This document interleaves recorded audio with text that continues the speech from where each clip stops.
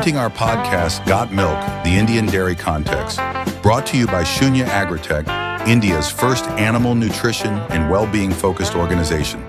Say hello to your hosts, Gir and Sahil. All right, so today we're taking a deep dive into the world of livestock and agriculture. Okay. In Uttar Pradesh, India.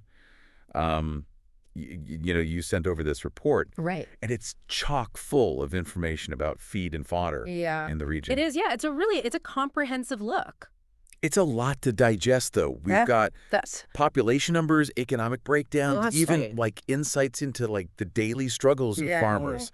So consider us your guides through this whole thing. We're going to break it down. Hopefully unearth some aha moments for the listener. Exactly.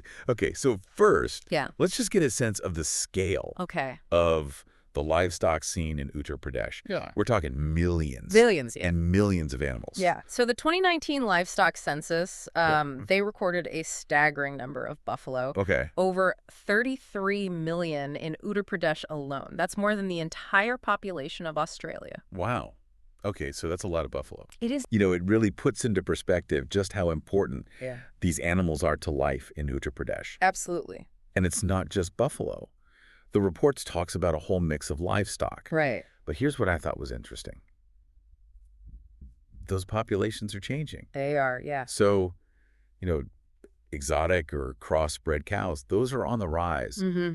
But indigenous cattle, the numbers are telling a different story. Right. It's not just about the total count. When we break it down, we see more female indigenous cattle, but fewer males. So this could mean that they're mainly being kept for breeding and milk production rather than work, potentially. So basically the role of the indigenous cow might be shifting. Potentially, yeah. Yeah, and I wonder how these changes then affect the demand for feed and fodder. Right. All those animals need to eat. They do. And, that brings us to kind of a pretty important point. The report digs deep into how much fodder is needed versus how much is actually available. Okay. And what they found is quite concerning. A significant deficit of green fodder in Uttar Pradesh. As of the 2012 census, the shortage was over 68 million metric tons. A 68 million metric ton fodder gap. That's enormous. It's huge. What does that even mean for the region? So imagine a region where there simply isn't enough food for the animal. Right. It leads to intense competition for resources. Right. Farmers struggling to feed their livestock and potential economic strain across the board. Not to mention, it could impact of course, the health and productivity of the animals themselves. It's like a chain reaction impacting the whole agricultural system. Absolutely. Okay, so the report actually gives us a really intimate look at the challenges these farmers face. Yeah. It uses data to paint a picture of their lives. Yeah. Owning a little over 2 acres of land on average. Right, but often leasing additional land. All right, to make ends meet. Mm-hmm. And they're growing a diverse range of crops, too. Yeah. Rice, sugarcane, wheat, with a small portion dedicated to fodder production. It's a juggling act. Yeah, it really is. Yeah. And one little detail that struck out to me was about irrigation. Okay. Only a small fraction of farmers use canal irrigation, while the majority rely on bore wells. Yeah, that's a great observation. Imagine instead of relying on large-scale irrigation canals, most farmers have to drill their own wells to access groundwater. Wow. It speaks volumes about the challenges with water infrastructure. It really puts things into perspective. That does. And those challenges don't stop there. The report lists high cultivation costs, low prices for fodder, limited access to quality seeds as major hurdles for these farmers. And we can't forget the lack of adequate training and support. A truly surprising statistic from the report, 100% of the surveyed farmers reported not using any post-harvest techniques. None of them. To preserve fodder. Wow. Makes you wonder why that is. Is it lack of knowledge? Yeah. Resources? Perhaps something else entirely? There has to be a reason. Yeah, it raises some serious questions about the support systems in place. Right. And the factors influencing how these farmers make decisions. Okay, so let's shift gears and talk money. Okay. The report breaks down the average value of different animals. Right. And it gets pretty interesting when you compare male and female animals. Mm-hmm. It says that a milking buffalo is worth significantly more of course than a dry buffalo. one that isn't producing milk. Of course, it all boils down to the economic value of milk production. So it's a working animal. Exactly. A milking buffalo generates income, so it's worth higher. But then there's this other interesting fact. Pregnant heifers, young females who haven't calved yet, are worth more if they're crossbred cattle compared to indigenous breeds. Hold on. Crossbred heifers are worth more. Yeah. Why would farmers pay a premium for those? Right. Is it just about potential milk yield? Okay. Or are there other advantages we're missing? Like farmers are placing bets on which animals are going to give them the best return. It must be a complicated calculation, factoring in breed, age, and probably a whole lot more. Right. And speaking of calculations, the report dives into the nitty-gritty of feed costs for different types of animals. It's not all sunshine and rainbows. Okay. Welcome back to our deep dive into the world of feed and fodder in Uttar Pradesh. We've already covered so much ground, the sheer number of animals, the challenges farmers face, and even like a peek into their wallets. Yeah. And how could we forget that mind-boggling fodder deficit? Right. It's a situation with ripple effects. It is, yeah. We can't ignore. Absolutely. And we were just talking about the cost of feeding all those animals. Right. But now I'm thinking about like the environmental impact too. I mean, all those animals have to have some kind of impact, right? You're absolutely right to bring that up. It's the elephant in the room. Right. While the report focuses mainly on economics, the environmental implications of such large-scale livestock farming are definitely worth exploring. So let's talk about it. What kind of environmental challenges are we looking at here? Well, for starters, remember that massive fodder shortage we discussed? Right. That deficit has environmental consequences that go way beyond just hungry animals. Okay, I'm all ears. Okay, so when there's not enough fodder to go around, Right. farmers often have to find alternative feed sources. Right. And that can put a real strain on natural resources. Okay. We're talking overgrazing, deforestation, even competition with wildlife for whatever food is left. So it's not just about feeding the animals, it's about the delicate balance of the entire ecosystem. It is. Makes you wonder about the long-term consequences. Absolutely. And then there's the question of waste management. Millions of animals produce a lot of manure. We're talking mountains of it. Yeah. If that's not managed properly, right, it can pollute water sources. Oh, why? Degrade the soil. Yeah, that's a lot of dung to deal with. It is, yeah. You know, the reports mentions like the average amount each animal produces, and it's pretty significant. It is. Especially for those buffalo. It seems like finding sustainable ways to manage all that waste is crucial. You hit the nail on the head. Yeah. Things like composting and biogas production could help mitigate the environmental impact. Okay. But it makes you wonder, how widespread are those practices actually in Uttar Pradesh? Are these sustainable practices like common knowledge? Are they affordable and accessible for the average farmer? It's a great question. There's so many factors to consider. It's definitely an area for further investigation. You know, it's easy to focus on the potential downsides, but let's not forget that there can be environmental benefits at livestock farming too. Okay, tell me more about that. Well, think about it this way. Okay. Livestock manure, when properly managed, can actually be a valuable resource. Okay. It's a natural fertilizer that can enrich the soil. Oh, okay. Helping crops grow. So it's about closing the loop, turning waste into a resource. Exactly. I like that. And in some cases, certain livestock grazing practices, if done sustainably, can even contribute to biodiversity. By helping maintain open grasslands. It's a complex relationship. It's a good reminder that it's not always black and white, you know. Right. It's about finding that sweet spot where livestock farming can coexist with environmental sustainability.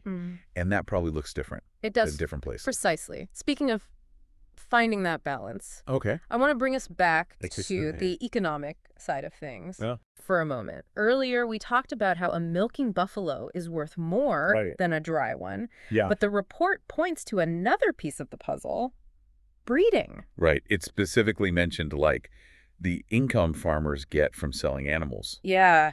Especially young male calves. Yeah, it seems like breeding plays a major role in the overall economics of livestock farming.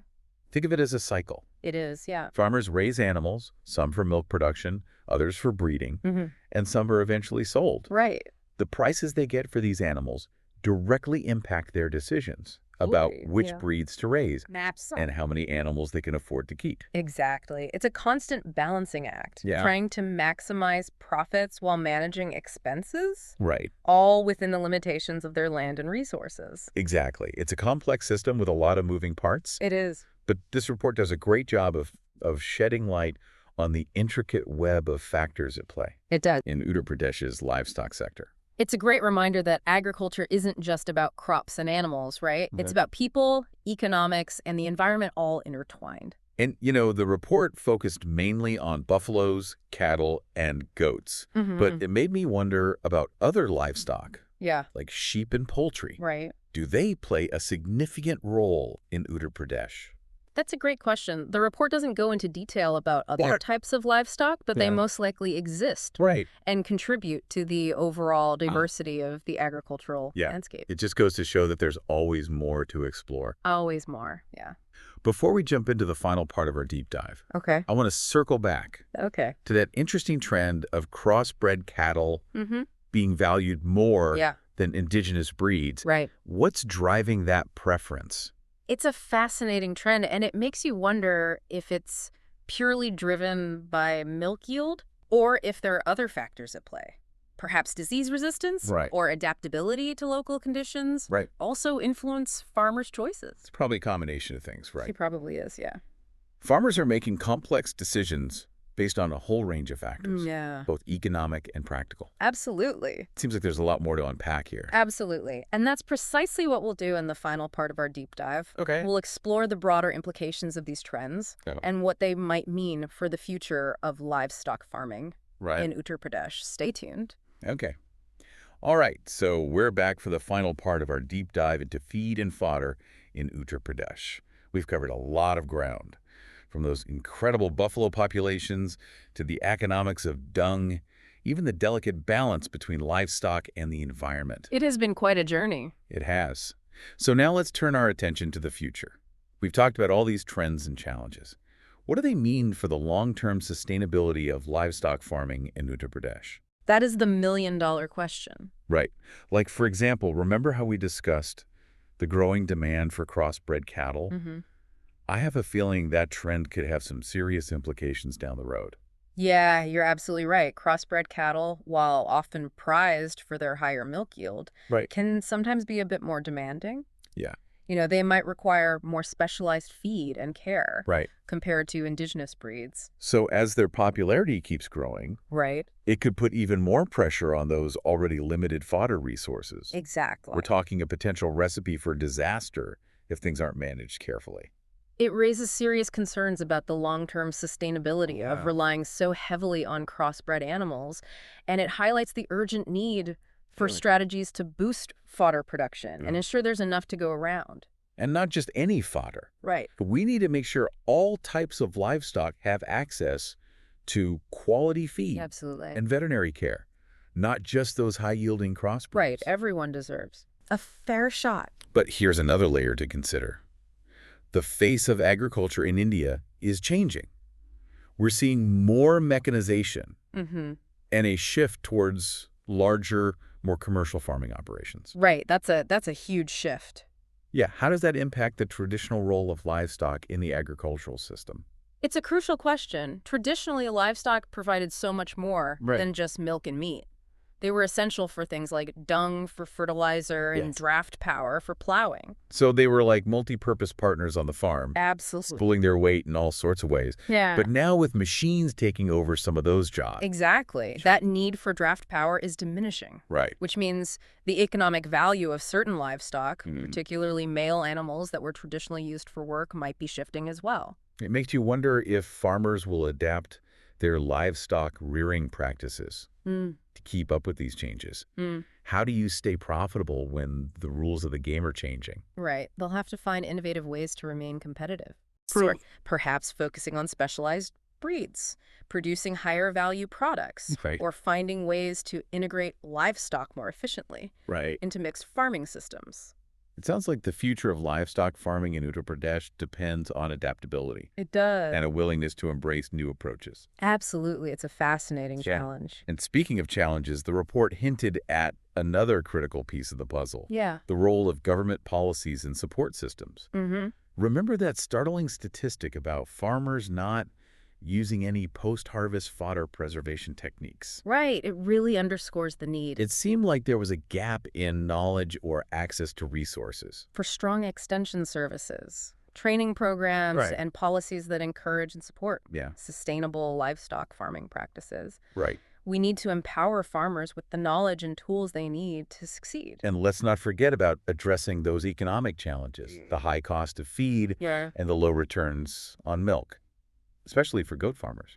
Absolutely. If we want to see a thriving and sustainable livestock sector in Uttar Pradesh, supporting farmers is paramount. It's about giving them the resources and market access they need to make informed choices that benefit both their livelihoods and the environment. It's a win-win. Couldn't have said it better myself.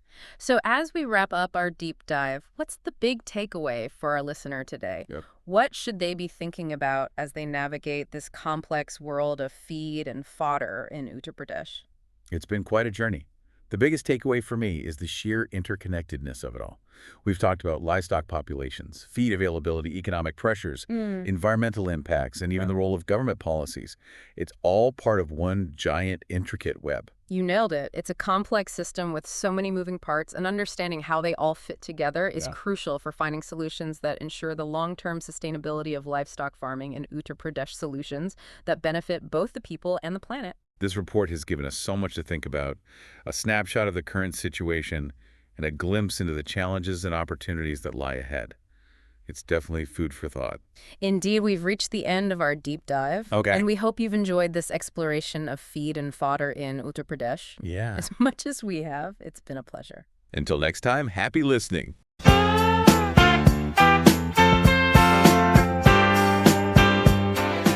Hope you enjoyed this episode of Got Milk, the Indian Dairy Context.